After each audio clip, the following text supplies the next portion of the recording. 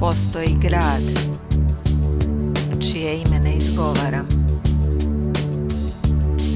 prema kojem svoju ljubav prešućujem.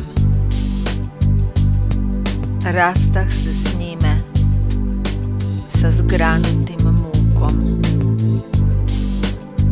Mogu li mu oprostiti što me iznevjerio, preminuvši u meni nasilnom smrću?